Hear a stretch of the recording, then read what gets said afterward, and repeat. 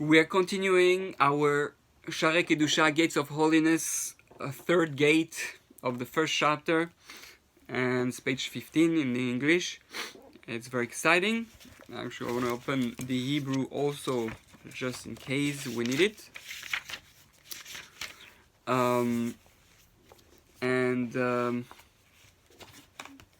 Yes, so it's very exciting. Last time we spoke about the four main root of all evil inclination, and I encourage everyone to work on those four evil inclination.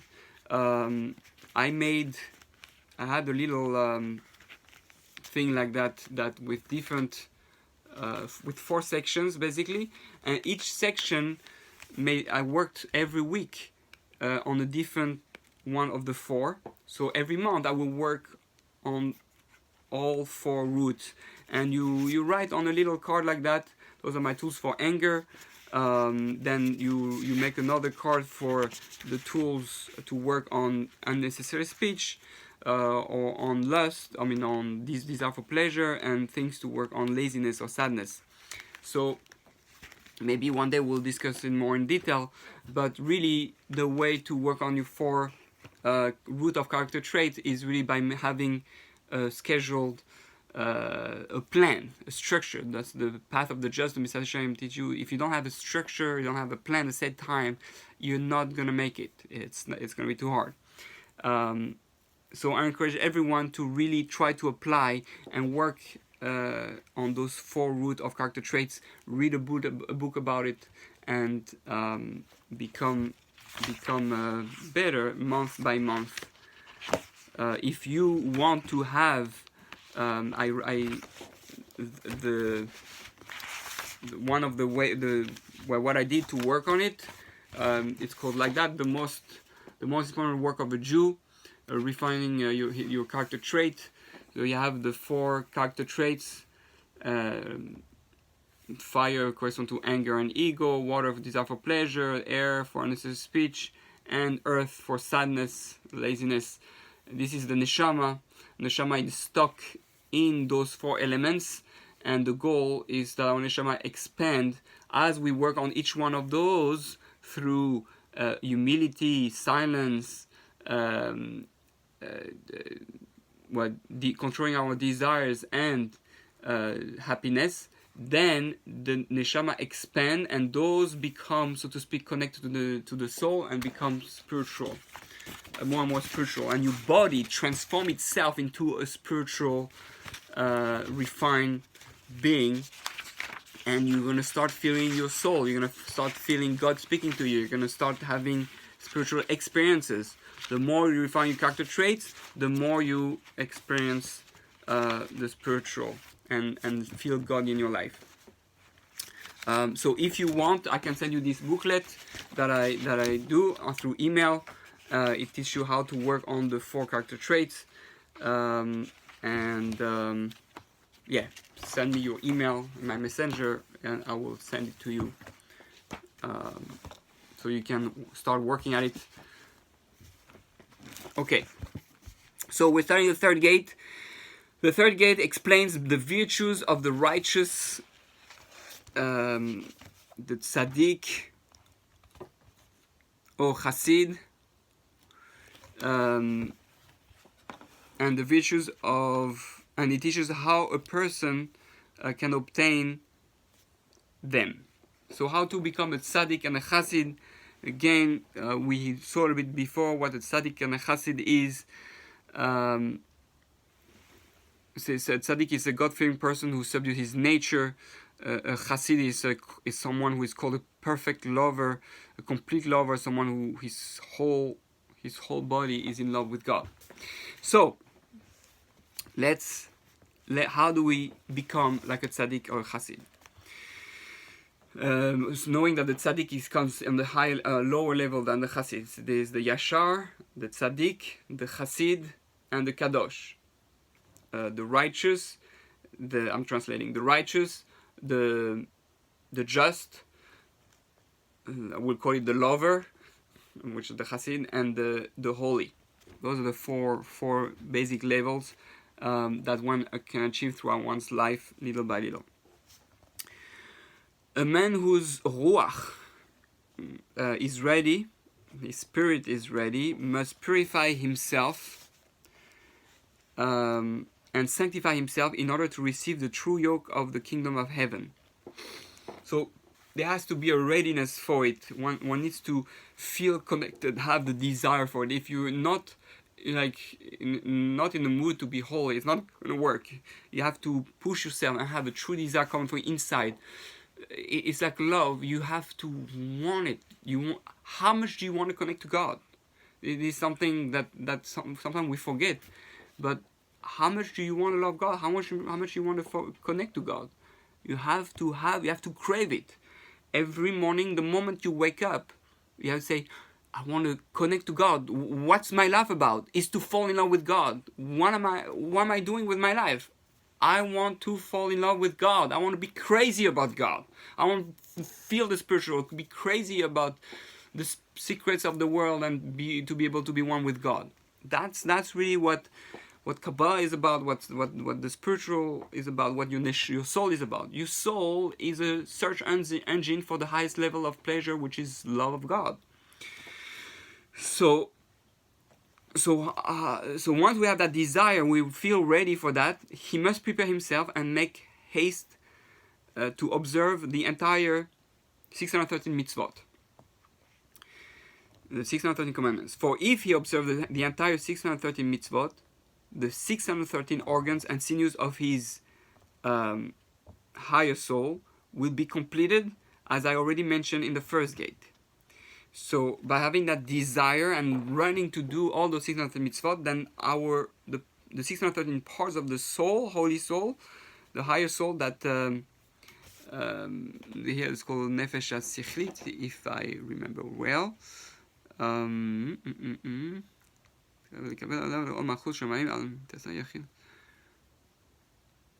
Yes. So we spell the intelligent soul. So, however, if he fails to observe one of the 248 positive commandments, an organ of his nefesh would be missing, as it is said, and what is lacking cannot be numbered.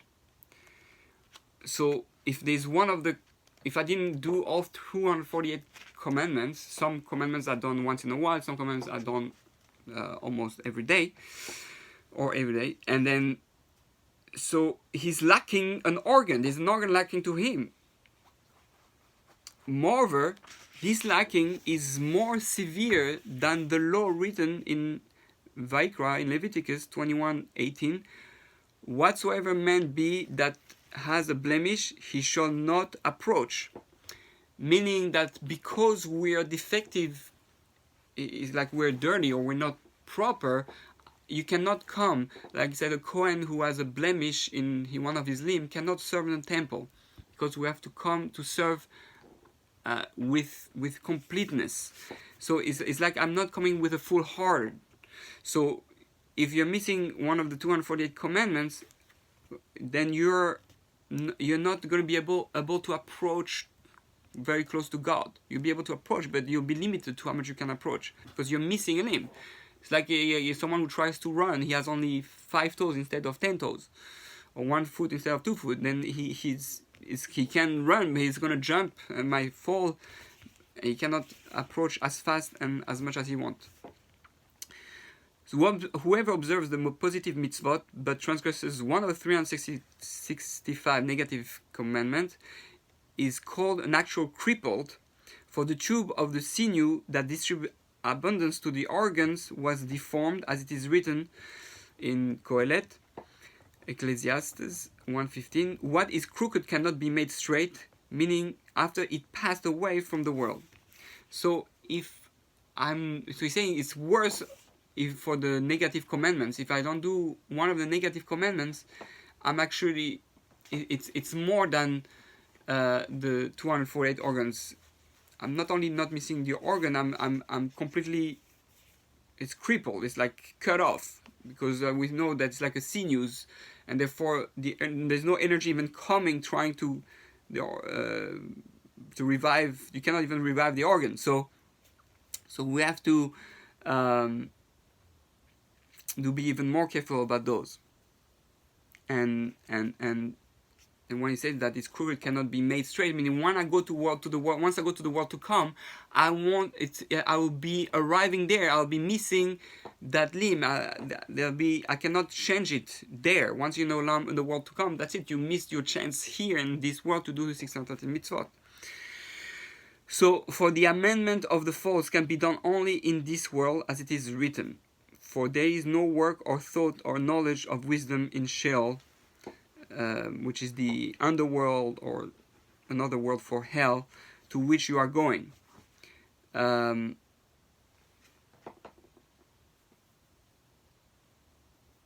It'll be too late. You're gonna be missing out. The level, once you pass your exam, that's your only chance. The grade you're gonna have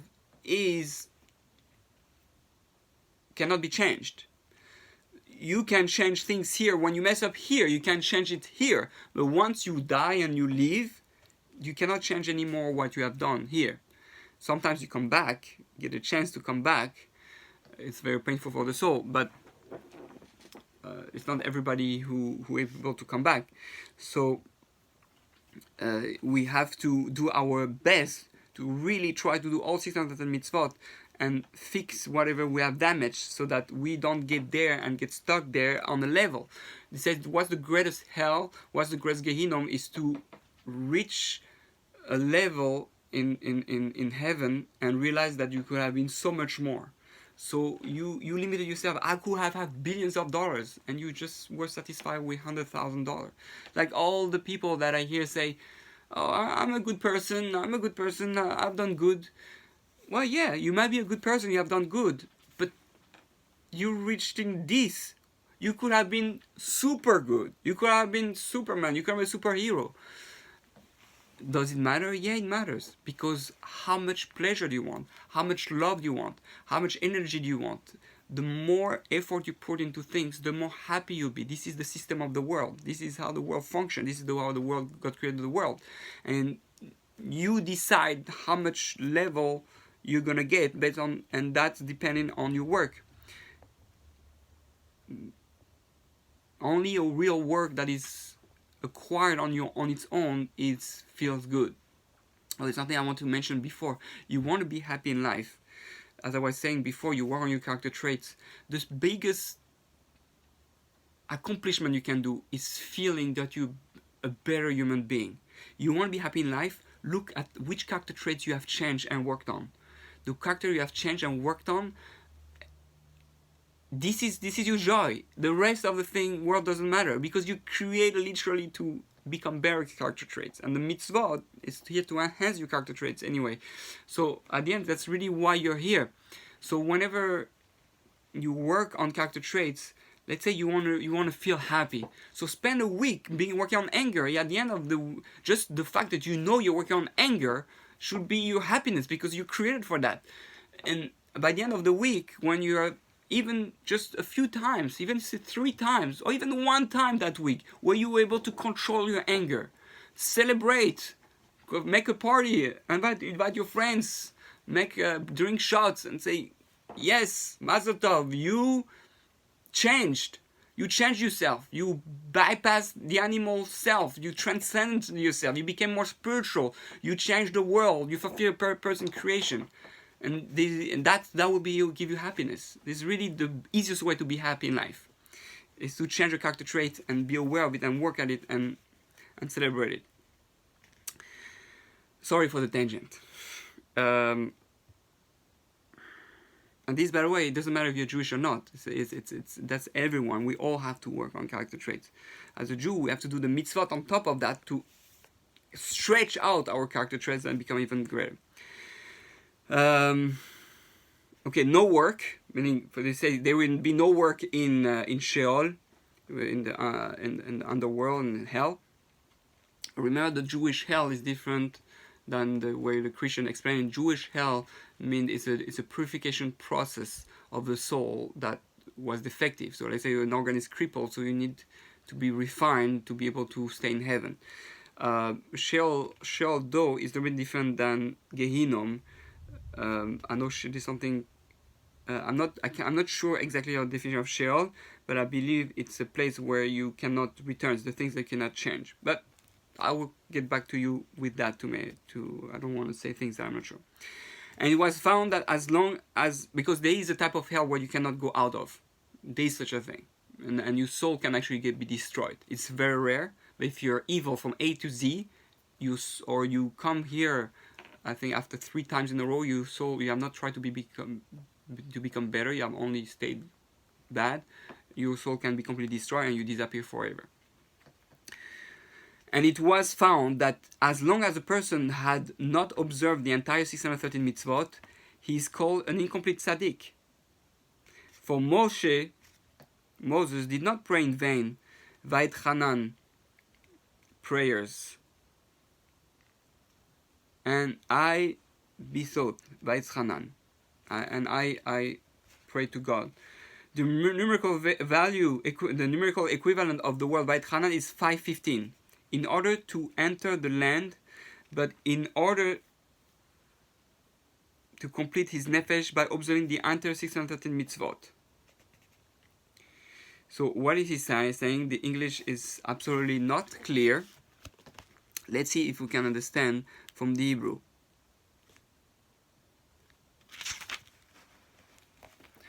So it says, ונמצא כי כל זמן שלא קיים התרי מצוות נקרא צדיק שאינו גמור. All the time that he doesn't do the 613 mitzvot, he's called a tzaddik that is not complete. So he's a tzaddik, but he's not complete. So you can be just, but not a complete just, because you're missing some parts. As opposed to people think that a tzaddik is someone who will never make a mistake. No, tzaddik can be doing a mistake, but he's a just. He tried to do almost everything, but he failed sometimes. כי לא על חינם הספלל משה רבנו עליו השלום תפילות כמניין ויסחנן לכנס לארץ. Because he didn't pray in vain. Moshe Rabbeinu didn't pray in vain in order to enter Eretz Israel. You know, he did 515 prayers corresponding to the numerical value of Va'etchanan. אלא להשלים נפשו בקיום כל תרי"ג מצוות. Whether it was, this prayer was part of the completion of his soul, of the 613 mitzvot that were connected to his soul. Okay, so it's saying that although he prayed many times, all those times were part of the completion of his soul. He didn't do it in vain, even though he did the same prayer 515 times, so to speak, to go into the land of Israel. You can see maybe he did in vain, but no.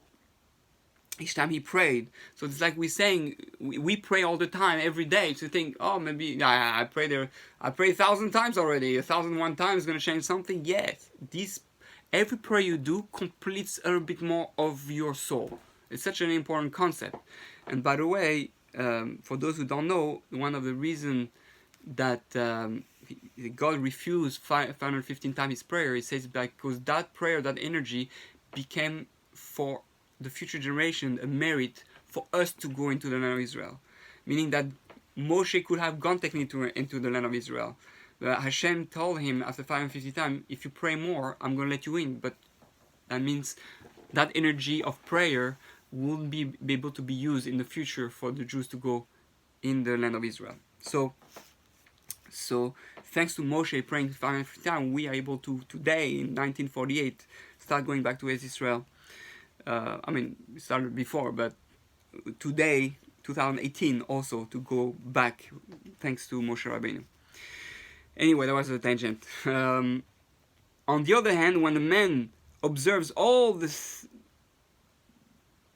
mitzvot, all the commandments, and gains a complete possession over them by fighting his Yetzer Hara, he's called a complete tzaddik who subdues his nature. And when all the good character traits become an integral part of his nature, he will observe the 613 mitzvot in joy and with love without being tempted by the Yetzer Hara, for the matter will be completely purified. So the level of complete tzaddik who fight his Yetzer Hara and is able to subdue his nature completely, and then the level where all the good character traits become part of his nature, and he's completely transformed, and he's full of love and joy, and he's not anymore. He has so much love that I'm not even worried that you love your spouse so much you're not tempted by anyone more. You're not even interested. The only thing you're interested in is Hashem. You're not bothered by anything, any temptation.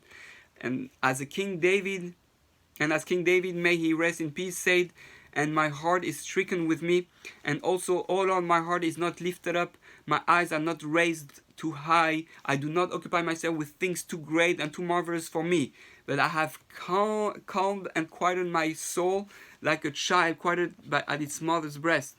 Like a child that is quieted is my soul. It seems that all the good character traits were imprinted in King David from the moment he left his mother's womb, and thus he is called a complete Tzaddik.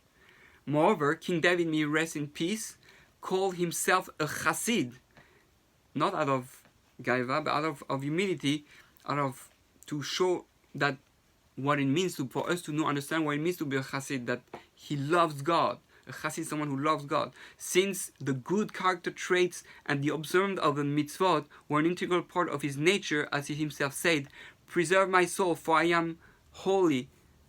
I am a Chasid. Ki Chasid ani.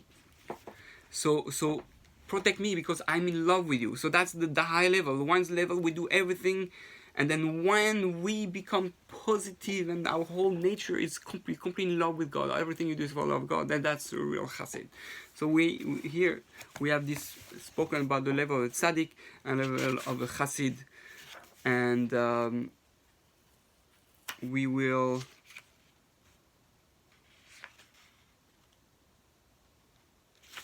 I'm thinking if we should do one little more piece. Yeah, we'll do a little bit more. Our sages of blessed memory said, whoever wished to be a Chasid should observe the words of Pirkei Avot, the ethics of the fire, the fathers, the saying of the fathers. It's an amazing thing to learn. These little things. It's a Mishnah, ethics of the father, of the chapters of the father, which are all the wisdom of good character traits that helps you become a better person. All what the sages felt are necessary, the key to become a better person.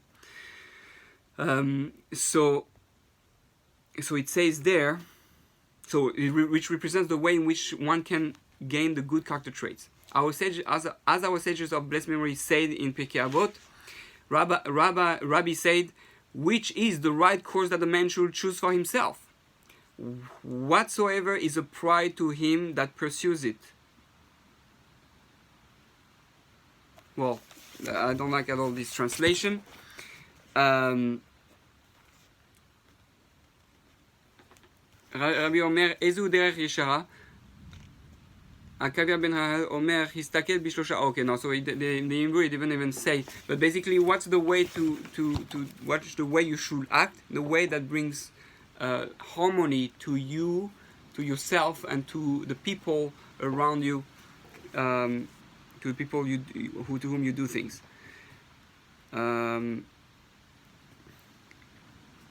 Whatsoever is a pride to him that pursues it. And Akabia ben Mashalel said, consider three things, and you will not come into the hands of transgression. Know where you come from and where you're going, and before whom you are standing, and about who you're going to give account and reckoning. And Rabbi Levitas of Yavne said, so it just keeps giving examples of pearls of wisdom to that shows that it's to work on your character traits. Be exceedingly lowly of spirit, for the hope of man is the worm. When Akabia said, and you will not come into the hands of transgression, he meant that you will not come into the hands of the Yetzer Hara, that will lead you to the transgression, for you will annul the Yetzer Hara. The words of Akabia. The words of Akabia. Let's say Akabia. It's very strange. It's not Akabia.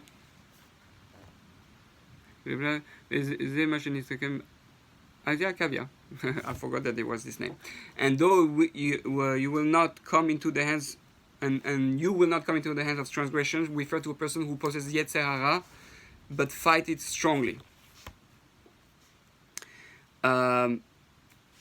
So he expects